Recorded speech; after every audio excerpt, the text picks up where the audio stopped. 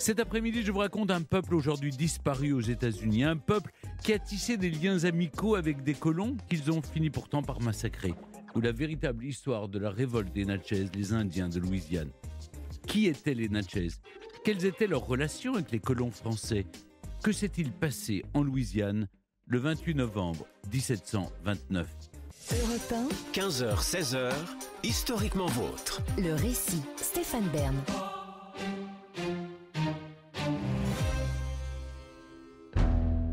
Même sur des terres lointaines, on retrouve parfois un peu de ce qu'on a quitté. Pour les colons français d'Amérique, le pays Natchez, cet univers lointain et sauvage, situé à plusieurs centaines de kilomètres à l'intérieur des terres du Nouveau Monde, a quelque chose d'étrangement familier. Ces coteaux et ces prairies fertiles, irriguées par les eaux abondantes du Mississippi, ne sont pas sans leur rappeler les campagnes françaises, le Vexin normand, en plus marécageux peut-être. En cette matinée hivernale du 28 novembre 1729, c'est dans un marécage justement que commence notre histoire. Une cyprière, plus précisément sorte d'habitat humide où poussent des cyprès chauves, le conifère emblème de Louisiane. Occupé à couper du bois de construction pour sa colonie installée sur la rive droite du fleuve, un maître charpentier français, un certain Couillard, entend soudain des bruits étranges. Quelqu'un court dans le marais et crie dans sa direction. Trempé, transit froid, terrorisé, l'un de ses compatriotes vient de traverser le Mississippi à la nage. Ses propos sont confus, mais Couillard comprend vite quelque chose de terrible s'est produit au fort Rosalie sur l'autre rive et partout, semble-t-il, dans les autres installations françaises du poste de Natchez. Couillard écoute effaré, ses ouvriers aussi. Comment est-ce possible? Des Natchez, comme on dit alors, oui, des Natchez, leurs voisins, leurs alliés, ont attaqué ce matin à l'aube avec une violence inouïe. Par dizaines, par centaines, ils ont pénétré les maisons, les fermes, les ateliers, prétextant une visite de courtoisie, et ont soudain commencé à massacrer les hommes, à coups de casse-tête en bois, à l'aide de fusils, décapitant les uns, scalpant les autres. Il y a des cadavres partout, parfois même des femmes et des enfants, des futures mères à qui les Indiens ont ouvert le ventre avant d'en extraire le bébé à naître. L'horreur absolue. Il faut fuir, leur dit le rescapé, fuir tant qu'il est encore temps, car la fureur des Natchez ne semble épargner personne, même ceux qui hier encore semblaient leurs amis. Couillard et ses hommes n'ont pas besoin qu'on leur dise deux fois. Un bateau de vivres est amarré tout près, ils embarquent et fuient direction l'embouchure du fleuve, la capitale, la Nouvelle-Orléans, située à 300 km au sud. 8 km en aval, le fort Rosalie et son débarcadère sont sur leur route. Les Natchez s'y tiennent. Leur silhouette reconnaissable entre toutes, le crâne rasé, orné d'un toupet ou de petites tresses, la plupart sont tatoués et portent un pagne fait de chiffon. Quant à leur visage, ils sont couverts du sang des Français. Sans sommation, les sauvages tirent dans leur direction, mais ratent leur cible. 5 jours plus tard, sain et sauf, le convoi des fuyards parvient à rejoindre la Nouvelle-Orléans. La nouvelle du massacre les a précédés de quelques heures, mais on a du mal à y croire. Les Natchez, vraiment? Ce peuple si amical, si proche d'eux? Une telle chose est tout bonnement impensable. Pourtant, c'est bien ce qui s'est passé. Une attaque amérindienne sur une colonie française de Louisiane.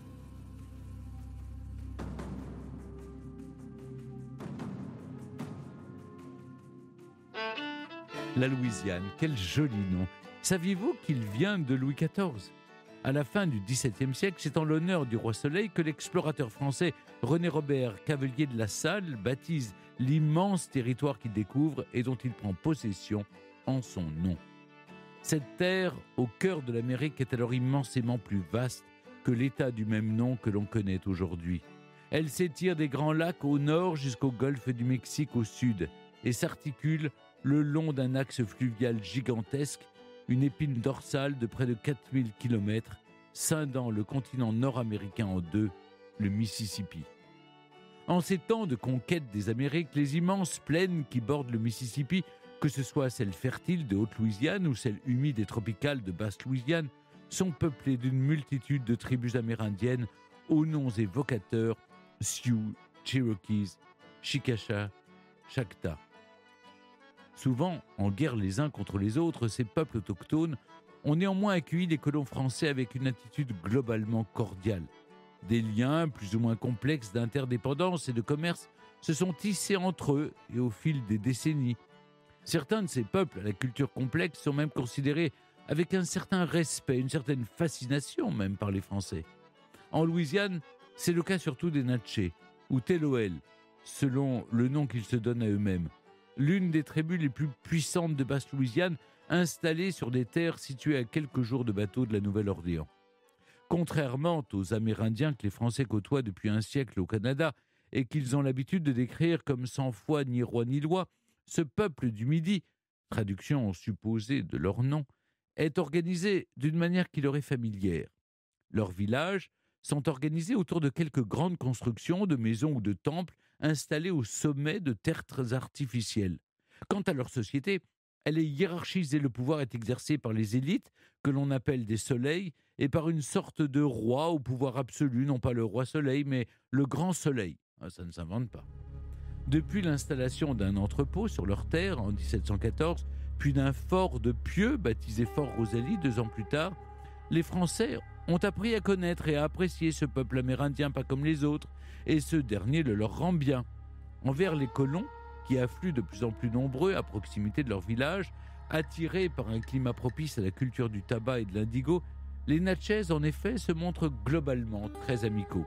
Amicaux à tel point que le poste de Natchez, tel qu'on l'appelle alors, fait figure en cette fin des années 1720 de véritable exemple à suivre en matière de réussite coloniale. On le considère même comme une sorte de seconde capitale de la Louisiane française. Sa population, il est vrai, est conséquente pour une concession de l'époque.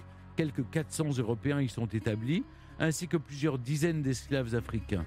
À titre de comparaison, la Nouvelle-Orléans n'est alors qu'une bourgade d'environ 800 habitants. En cette matinée du 28 novembre 1729 au Fort Rosalie, la visite du Grand Soleil n'étonne personne. Les échanges entre les élites Natchez, les Soleils, et le commandant du poste français, un Basque du nom de Deshpar, sont a priori fréquents.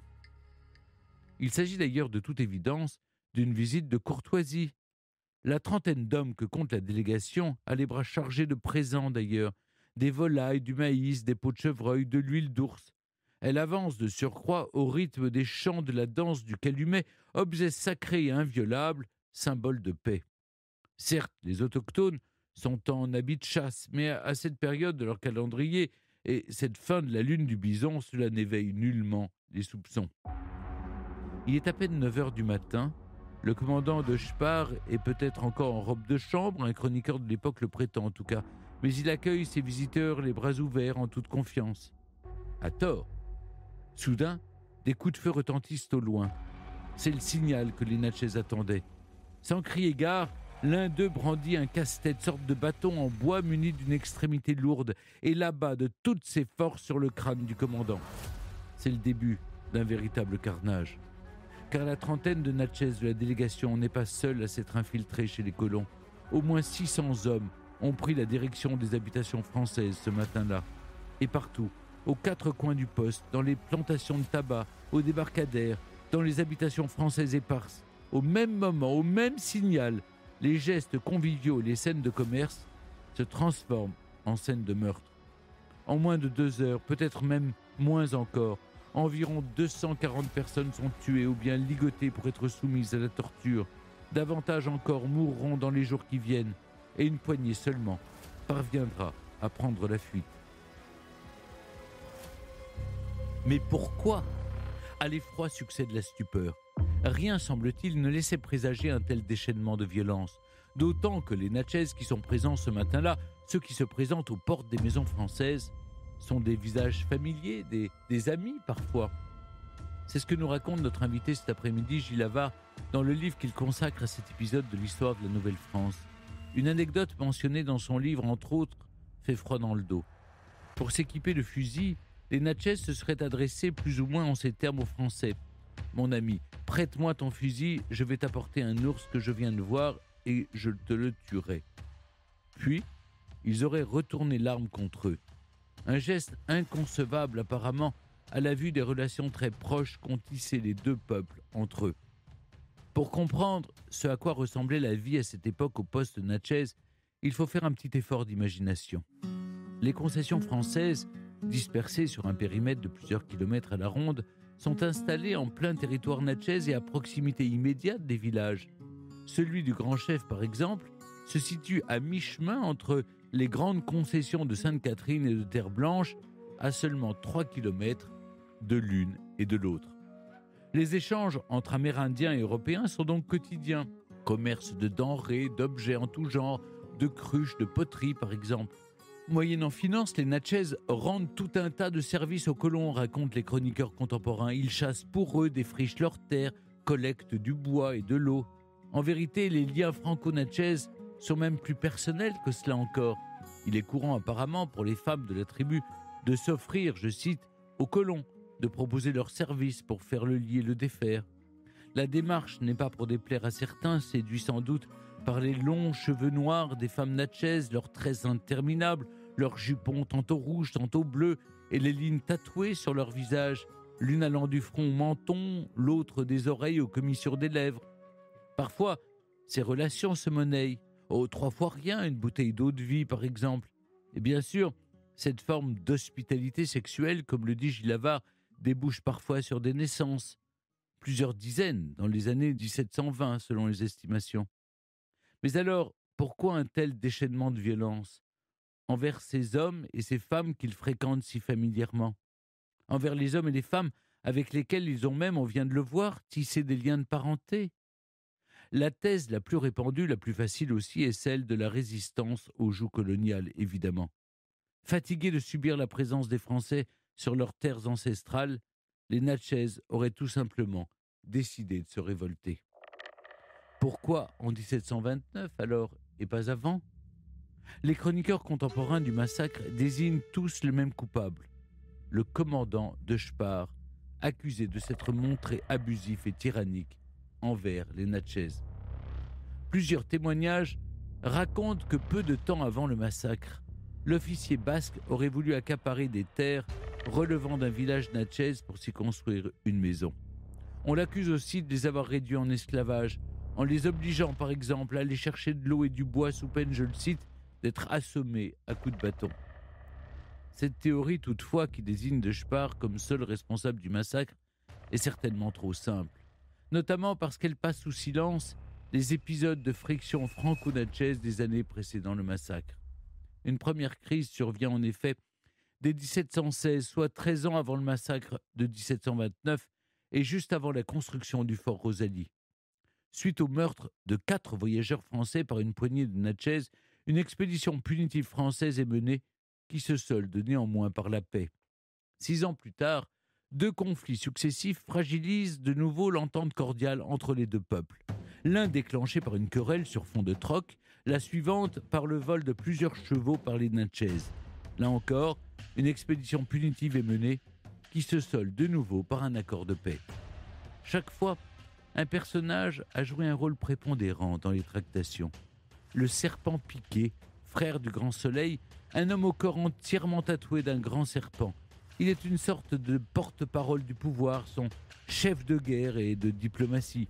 C'est à lui que les Français ont affaire le plus souvent. Et c'est lui qui, lors de chaque conflit franco-natchez, œuvre proactivement pour une issue pacifique. Parfois en s'opposant à des membres éminents de sa propre tribu.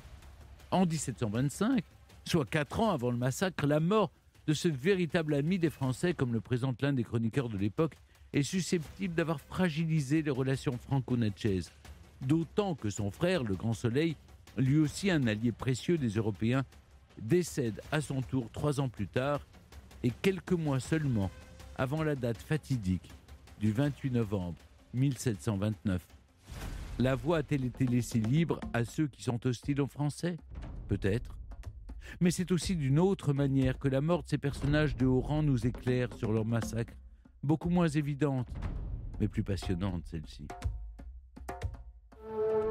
Pour tenter de comprendre ce qui s'est véritablement passé dans la tête des Natchez ce jour-là, attardons-nous un instant sur une facette fascinante de leur culture, leur relation à la mort. La mort, pour ces Amérindiens, revêt une signification bien particulière. Pour s'en convaincre, il suffit de lire les témoignages qui existent du déroulé de leurs funérailles et notamment de celles de leurs élites. La mort du serpent piqué, par exemple, qui survient le 1er juin 1725, donne lieu à des réactions et des scènes qu'on a peine à concevoir. Aussitôt, raconte un chroniqueur, sa femme légitime, qui nourrissait alors son petit enfant, ne songea plus qu'à lui chercher une autre nourrice pour se préparer à la mort. Elle n'était pas la seule d'ailleurs. Tous ceux qui avaient servi ce grand homme pendant sa vie embrassèrent le même parti avec autant de joie qu'un vieux serviteur du roi accepterait le bâton de maréchal. Vous avez bien entendu. Quand un membre de la noblesse décède, un cortège tout entier de personnes de son entourage décide volontairement de mourir avec lui. Dans le cas du serpent piqué, ce sont 17 sacrifiés au total qui escortent le défunt vers le royaume de Pluton. En pratique, cela signifie qu'ils vont être étranglés devant sa dépouille à l'aide d'une corde et d'un coup sec. La mort chez les Natchez s'avère donc, quand elle concerne un soleil en tout cas, une sorte d'épidémie contagieuse. Une épidémie que l'on ne repousse pas, mais qu'au contraire on accueille parfois avec joie. Peut-être parce que la frontière entre vie et trépas est perçue comme beaucoup plus fine, beaucoup plus perméable que dans notre culture. De là découle une question. Comment les Natchez percevaient-ils la mort qu'ils ont infligée aux Français de la colonie ? Est-ce de la simple cruauté nourrie par un désir de vengeance ou plutôt une sorte de sacrifice ritualisé ? À ce propos, une scène rapportée du massacre interpelle. Le chef de l'un des villages Natchez aurait ordonné qu'on lui apporte les restes des corps français. Pendant toute une heure, il se serait ensuite adressé directement à eux, parfois nommément. Et ce n'est pas tout ce qu'il y a à savoir sur les Natchez et leur rapport à la mort. L'action de tuer également revêt une signification particulière pour eux. Pour le peuple du Midi, elle est un moyen de s'élever dans la hiérarchie, car cette nation est organisée d'une manière bien définie. La noblesse d'une part et les puants de l'autre, c'est-à-dire le peuple en somme. Pour un puant, la seule façon possible d'être anobli consiste au meurtre, soit en terrassant un nombre considérable d'ennemis, soit, là, attention aux âmes sensibles, en étranglant son propre enfant, souvent un bébé, en le sacrifiant à l'occasion des funérailles d'un soleil, justement, pour qu'il l'accompagne dans la mort. Le jour des funérailles du serpent piqué, un bébé de 6 mois est ainsi étranglé par sa mère, puis piétiné à de nombreuses reprises par le cortège funèbre. Un acte qui, de facto, fait sortir la mère et le père du statut de puant. Ces détails qui nous paraissent à nous pour le moins sordides sont primordiaux pour la compréhension de l'événement qui nous intéresse, non seulement parce qu'ils témoignent d'un rapport à la mort et au sang diamétralement opposé au nôtre, mais surtout parce qu'ils démontrent qu'en dépit de quelques similarités, les deux cultures étaient peut-être fondamentalement incompatibles, à tel point que la très grande familiarité qui s'était installée entre eux était susceptible de mal tourner, et pas seulement pour les colons. Le peuple natchez, en effet, va payer un lourd, très lourd tribut pour ce massacre. 2 expéditions françaises de représailles sont conduites. La première 2 mois plus tard, la seconde en janvier 1731. Le but est pluriel, récupérer les nombreux otages capturés par les Natchez, des femmes, des enfants, des esclaves noirs aussi, mais également et surtout anéantir la menace qu'ils représentent, quitte à les exterminer. Tandis qu'à la Nouvelle-Orléans, on craint une attaque coordonnée de plusieurs nations autochtones sur la capitale, des centaines de soldats sont envoyés en amont du Mississippi. Ils ne sont pas seuls. Plusieurs factions d'Amérindiens alliés, des Chactas notamment, les accompagnent. Les Natchez résistent tant bien que mal, mais finissent pour beaucoup massacrés ou torturés. Plusieurs centaines de Natchez, surtout des femmes et des enfants, sont même déportés comme esclaves à Saint-Domingue. Sur les 2500 individus que compte la tribu avant le massacre, on en dénombre plus que quelques centaines à l'issue des campagnes militaires françaises, 500 tout au plus, désormais en fuite, dispersés parmi d'autres tribus, quasi disparus donc. Il n'en reste aujourd'hui que quelques-uns à s'identifier comme membres de la nation Natchez, une nation qui n'est d'ailleurs pas reconnue par le gouvernement fédéral américain, qui préfère les rattacher sur le plan légal à d'autres tribus indiennes, telles les Cherokees ou les Creeks. Étrange destin que celui de ce peuple, si remarquable en son temps, mais relayé aux oubliettes de l'histoire, et quel dommage. Car plus que l'Indien des plaines, cet Indien d'Amérique qui a tant fasciné le cinéma, le Natchez sans doute, illustre plus fidèlement encore la grandeur des peuples précolombiens du continent nord-américain, un passé très souvent ignoré du grand public, un passé bien mystérieux. Ce passé, C'est celui de la civilisation mississippienne, une civilisation mystérieusement disparue aux alentours du XIVe siècle, soit bien avant l'arrivée des premiers colons européens. Rappelons les grandes civilisations méso- et sud-américaines telles les Mayas, les Aztèques, les Incas, cette grande civilisation que l'on appelle aussi les Mounds Builders, les constructeurs de tertres, se caractérisait, comme son surnom le laisse entendre, par des villes aux constructions monumentales faites de tertres en terre, surmontées de maisons ou de temples. Ça vous rappelle quelque chose ? C'était aussi une civilisation hautement hiérarchisée et dirigée par des élites que leurs serviteurs accompagnaient parfois dans la mort. Une civilisation vénérant le soleil. Les Natchez, vous l'aurez compris, en étaient les héritiers, tout comme un autre peuple amérindien aujourd'hui éteint, les Taensa de Louisiane. On ne s'étonne guère dès lors que les Natchez aient tant fasciné les Européens du XVIIe et XVIIIe siècle. C'est presque étonnant, mais les chroniques contemporaines du massacre peignent un portrait quasi romantique de la tribu, et ce, même après le massacre. Pas de diabolisation dans leur description, mais plutôt une grande indulgence et un discours même qui présente comme légitimes les raisons de l'attaque. Le jeune Chateaubriand fera de même 70 ans plus tard, quand il décide de leur consacrer une œuvre sobrement intitulée Les Natchez.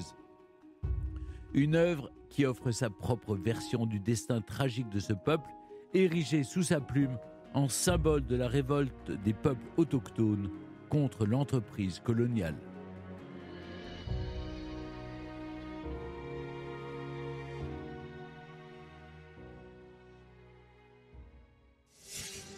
Europe 1, historiquement vôtre. Gilles Havard, merci d'être toujours avec nous sur Europe 1. En France, c'est donc Chateaubriand qui va faire entrer les Natchez dans les mémoires en publiant 100 ans après les événements que je viens de vous raconter son œuvre Les Natchez. Au-delà d'en faire un symbole de la révolte des peuples autochtones contre l'entreprise coloniale, quelle image des Natchez l'écrivain forge-t-il ? Alors, quand Chateaubriand se rend en Amérique en 1791, il a 22 ans et il va voyager pendant 5 mois, notamment dans la région des Grands Lacs. Il n'a pas encore en tête les Natchez, mais il veut trouver de l'inspiration pour écrire une grande fresque sur la vie primitive. Un peu dans la tradition de Rousseau, il veut méditer sur l'homme de la nature. Cela étant, il est un peu déçu par sa rencontre avec les Amérindiens, les Iroquois notamment, parce qu'il est juste dénaturé par la civilisation. Et à la suite de ce voyage, mais aussi de lectures historiques, comme l'histoire des deux Indes, de la baie rénale, il tient son sujet, enfin, les Natchez et l'événement terrible de 1729 que vous avez décrit. Et donc cela lui inspirera 3 romans américains, Atala en 1801, René en 1802 et donc les Natchez en 1826. Alors il y critique la colonisation, mais on est moins dans l'histoire et l'ethnographie que dans un mélange de romans exotiques et de romans noirs. Et puis, par ailleurs, il écrit un peu dans la tradition des écrits missionnaires du XVIIe siècle, avec des Natchez, en l'occurrence donc les Amérindiens Natchez, soit vertueux, c'est le cas de Chactas par exemple, qui est l'incarnation du bon sauvage, soit vicieux, comme Adario ou Ondouré, qui participent au massacre de 1729. Et puis au milieu d'eux, il y a René, qui est un peu le double littéraire de Chateaubriand, qui est une vraie figure du maudit, et qui meurt lors de l'attaque. Mais les Natchez aussi, on pourrait dire, sont vus comme un peuple maudit, au destin pathétique. Gilles Havard, on va revenir sur le contexte dans lequel s'inscrit la tuerie perpétrée par les Natchez en 1729. On se trouve donc en Louisiane, dans la région du delta du Mississippi. À quel moment les premiers colons français s'y établissent-ils et quels sont les enjeux d'une implantation sur ce territoire pour le Royaume de France ?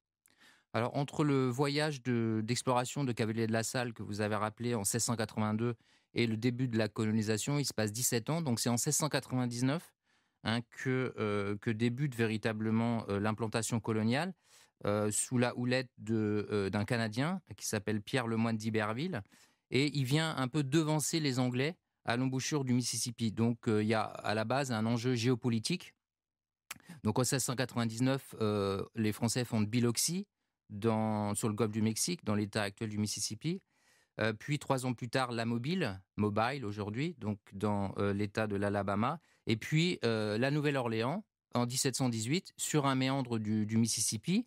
Et c'est le moment où le Mississippi devient l'épine dorsale de la colonisation, avec un type d'économie qui est privilégié, qui est d'ailleurs inspiré de celui de Saint-Domingue, c'est-à-dire des plantations esclavagistes où on cultive du tabac, de l'indigo ou du riz. Et donc c'est dans ce contexte que le poste des Natchez est fondé autour de 1720 pour la culture du tabac. Dans votre livre, Les Natchez, qui paraît aux éditions Talendier, vous expliquez que les colons français nouent des alliances économiques, parfois matrimoniales aussi, avec les Amérindiens qui peuplent la région, donc les Natchez. Est-ce que c'est une entente cordiale? Est-ce que c'est simplement tout se passe bien, sauf que c'est émaillé parfois de, allez, on va dire, de conflits de voisinage? En fait, c'est un type d'alliance comme il s'en établit aux quatre coins de la Nouvelle-France. La Nouvelle-France, c'est la Louisiane, mais c'est aussi le Canada, l'Acadie. Et donc, l'Amérique française du XVIIIe siècle, c'est une Amérique franco-indienne. C'est grâce aux alliances indiennes que la Nouvelle-France, qui est très peuplée de colons, existe et se maintient, notamment face aux colonies britanniques qui sont de 20 à 30 fois plus peuplées que la Nouvelle-France. Donc, ce voisinage entre un poste français, un fort, d'une part, et des villages amérindiens, on le retrouve partout, dans la vallée du Saint-Laurent, le long des rives des Grands Lacs, à Détroit par exemple, et bien sûr sur le Mississippi. Donc chez les Natchez, vous avez ce voisinage qui met face à face à peu près 400 colons et 2500 à 3000 Natchez, avec des échanges économiques, commerce des peaux de chevreuil, donc contre des fusils, des tissus ou des marmites, des échanges de services aussi. Par exemple, les colons recourent aux guérisseurs Natchez ou leur demandent de faire tomber la pluie. Et puis, de façon plus intime, vous l'avez dit, des unions sexuelles, voire matrimoniales. Mais évidemment, ce voisinage suscite également des tensions. Ça peut être des vols ou, du point de vue des Amérindiens, des emprunts de chevaux ou de pirogues, ou des querelles dans le cadre du troc qui peuvent surgir. Mais peut-être que plus fondamentalement, il y a aussi des incompréhensions du côté des Natchez qui sont liées aux exigences locales de la parenté. C'est-à-dire que pour les Amérindiens, toute relation sociale doit reposer sur des liens de parenté. Et les Natchez accueillent les Français comme des parents finalement, et ils attendent en retour leur générosité et même une forme d'intégration de leur part. Hmm. Ce qu'ils n'obtiennent pas visiblement. Gilles Havard, votre livre est sous-titré Une histoire coloniale de la violence. À l'arrivée des Français, de quelle façon les populations locales, les Natchez notamment, subissent-elles la violence? Alors, quand les Français arrivent dans cette région, ils constatent qu'il y a des formes de violence qui préexistent. Il y a la guerre entre les Amérindiens. Par exemple, les Natchez sont en guerre souvent avec les Chactas ou avec les Tonicas. Et puis, tout le monde connaît le fameux bâton rouge qui donne ce toponyme qui est aujourd'hui donc une grande ville de Louisiane. Bâton rouge, ça appartient au vocabulaire guerrier. C'est un bâton de 9 mètres de haut qui servait de limite de chasse entre deux populations amérindiennes. Mais en fait, l'habitude des Amérindiens, c'était de dresser des mâts peints en rouge, toujours orientés vers les ennemis. Euh, Par contre, si vous parlez des violences coloniales ou des tensions entre les Français et les Amérindiens, souvent, elles s'exercent quand surviennent des meurtres de colons. Par exemple, en 1707, il y a un missionnaire, Buisson de Saint-Côme, qui est assassiné par des Chitimachas. Et le gouverneur Bienville, le frère de Lemoine d'Iberville, organise une expédition de représailles, toujours avec des alliés amérindiens, parce que les Français seuls sont incapables de mener une guerre contre des autochtones. Et il y a 20 Chitimachas qui sont capturés et transformés en esclaves. Et comme vous l'avez rappelé, la première phase de tension entre les Français et les Natchez en 1716, c'était aussi suite au meurtre de 4 coureurs de bois dans une pirogue sur le Mississippi. Un mot tout de même sur la hiérarchie au sein des Natchez. En France, jusqu'en 1715, la monarchie est incarnée par Louis XIV, le roi Soleil. Et chez les Natchez, le chef, je l'ai raconté, c'est le Grand Soleil. Qu'est-ce que lui, il incarne? Alors, le Grand Soleil, qui vit donc dans le Grand Village, les Natchez comptaient une dizaine de villages, est considéré par son peuple donc comme le fils cadet de l'astre solaire. Et il vit sur un tertre, un tumulus, donc en hauteur, plus près du monde céleste. Cela étant, contrairement à ce qu'a pu écrire Montesquieu, par exemple, à propos des Natchez, ce Grand Soleil, c'est pas un despote, c'est plutôt un chef prêtre qui gouverne avec le chef de guerre, le serpent piqué, dont vous avez parlé, et puis avec sa sœur également, qui est la femme chef. Et la particularité du Grand Soleil, c'est de vivre comme un reclus, hein. Il est souvent à l'écart de la société. Et d'ailleurs, les chroniqueurs de l'époque de Louis XIV, qui sont obsédés eux-mêmes par l'étiquette, ne manquent pas de relever cette exacerbation de la vie rituelle chez les Natchez. Hein, alors, je peux donner un ou deux exemples. Le Grand Soleil, en tout cas dans certaines circonstances rituelles, ne peut pas toucher le sol. Donc, il est porté sur une litière par des porteurs, parce qu'il est assimilé à un soleil, et si le soleil touche le sol, il y a un risque de conflagration. Ou autre exemple, quand on rentre dans sa cabane, hein, il y a une clôture qui l'isole de son entourage, hein, qui est qualifiée de balustrade par les Français, en référence à celle qui isole le lit du roi à Versailles. Et donc, personne ne peut franchir cette limite. Ou encore, les serviteurs, parce qu'il a plusieurs serviteurs autour de lui, ne peuvent pas le regarder dans les yeux, hein, parce que le soleil éblouit, et le saluent en aboyant, donc en se comportant comme des chiens. C'est une façon de signifier la hiérarchie à l'œuvre, puisque dans la conception amérindienne, la race canine est placée dans une position de cadet par rapport aux humains. Ah bah, ça rend la conversation difficile quand même, si on aboie. C'est un point de départ. Un point de départ, d'accord. Gilles Havard, au matin du 28 novembre 1729, les Natchez attaquent donc les Français au fort Rosalie. C'est un véritable bain de sang, comme je l'ai raconté. Que décrivent les chroniqueurs? Ce qui frappe, c'est la surprise, c'est-à-dire que les personnes ne s'attendaient à un tel événement. Effectivement, l'événement est vraiment inconcevable pour les colons. Depuis 6 ans, aucune tension n'avait été relevée. Par ailleurs, quand il y avait eu des tensions, c'était seulement avec certains villages. Et là, il y a une sorte de consensus entre tous les villages natchez pour s'en prendre aux Français. Donc, c'est quelque chose qui se passe entre voisins, hein, entre gens qui se connaissent bien. Hein, ce n'est pas une expédition guerrière classique qui serait menée à distance. Donc, on peut faire un parallèle avec la Saint-Barthélemy, hein, de 1572, où on tue des gens que l'on connaît très bien. C'est un massacre de l'interconnaissance. Et donc, du point de vue natchez, on peut interpréter cette attaque comme une forme de guerre civile, de guerre intradomestique. Donc, la tuerie dure 1 heure ou 2, hein, c'est très soudain, très rapide. Et comme vous l'avez dit, la plupart des hommes, des colons, sont décapités et ou scalpés. Et d'ailleurs, petit détail intéressant, lors du massacre, le Grand Soleil se tient à l'écart en vertu de l'impératif d'isolement rituel qui pèse sur lui. Mais de quoi s'agit-il en fait? C'est une révolte. Vous défendez une autre thèse dans votre livre. J'ai voulu discuter l'idée reçue de la révolte, d'abord en disant que les Natchez n'étaient pas soumis aux Français, donc la notion même de révolte, de rébellion n'est pas pertinente, hein, puisque pour le roi de France, les Natchez, ce ne sont pas des sujets, ce sont des alliés. Et puis, à trop insister sur l'idée de la résistance à la colonisation, on perd de vue l'épaisseur culturelle des Natchez que vous avez rappelé. Donc, j'ai procédé selon une méthode double, si l'on veut, d'abord en critiquant les sources. Et le traumatisme est si intense qu'il faut que les Français trouvent des explications fortes. Donc on va imaginer, ce qui est faux, une vaste conspiration de plusieurs nations amérindiennes. On va imaginer aussi que De Shepard, le commandant, a voulu transformer les Natchez en esclaves. Alors il y a certainement eu des maladresses de sa part et des brimades, mais il a été transformé par les chroniqueurs en bouc émissaire et en coupable un peu trop facilement.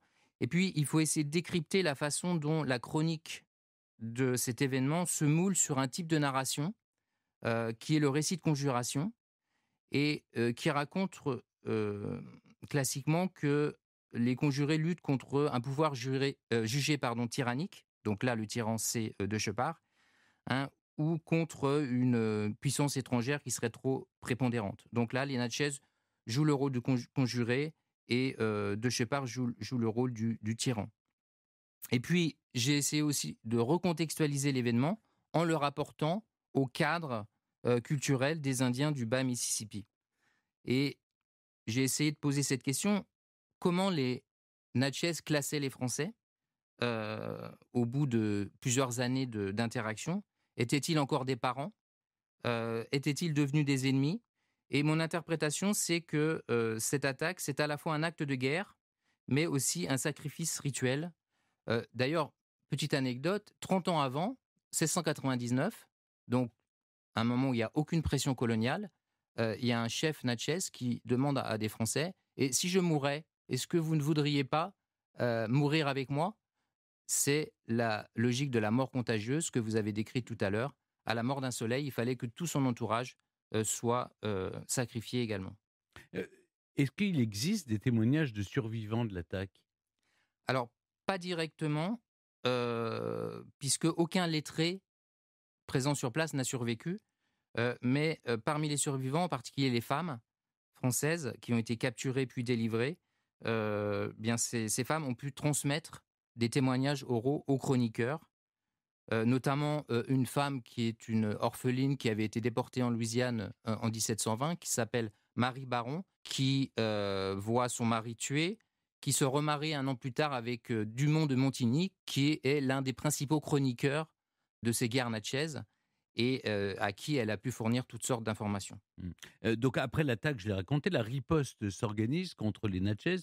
Qui l'organise et quelles sont les étapes de cette riposte? Alors, le 2 décembre 1729, donc 4 jours après le massacre, la nouvelle parvient à la Nouvelle-Orléans et le gouverneur Étienne de Périers, qui est plus un grand marin qu'un colonisateur, est évidemment pétrifié comme toute la population à la Nouvelle-Orléans. Et la riposte s'organise de trois façons. D'abord, il rassemble les troupes coloniales qui sont pas très nombreuses, il y a moins de 200 soldats. Il arme les volontaires aussi.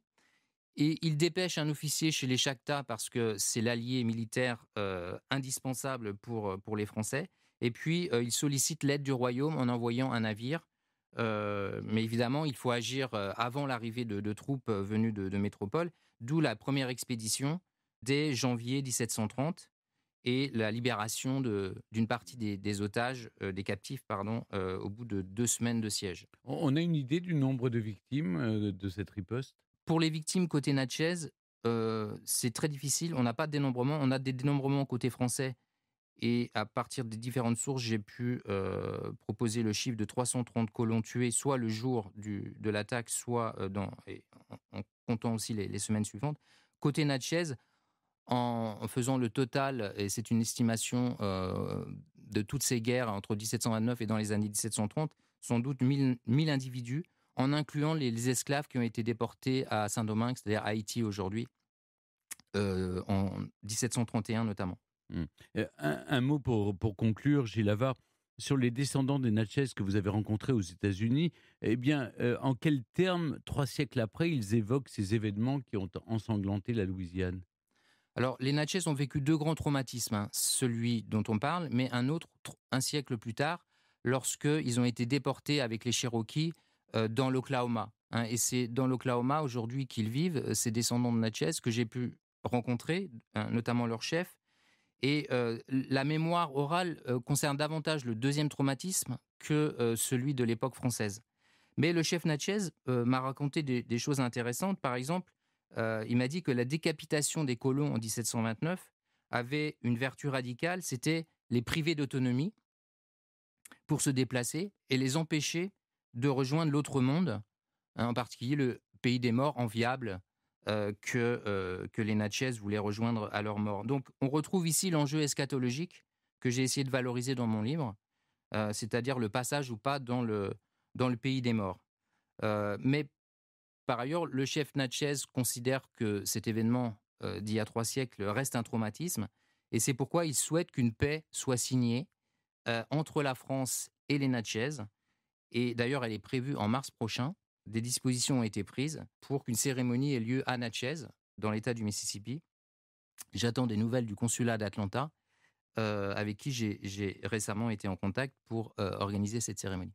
Très bien, passionnant. Merci beaucoup, Gilles Havard, de nous avoir accompagnés cet après-midi dans Historiquement Vôtre pour retracer la véritable histoire de la révolte des Natchez, les Indiens de Louisiane. Je rappelle que votre livre, Les Natchez, une histoire coloniale de la violence, vient de paraître aux éditions Talendier. Merci beaucoup. Merci beaucoup. Historiquement Vôtre sur Europe 1 et en podcast sur europe1.fr.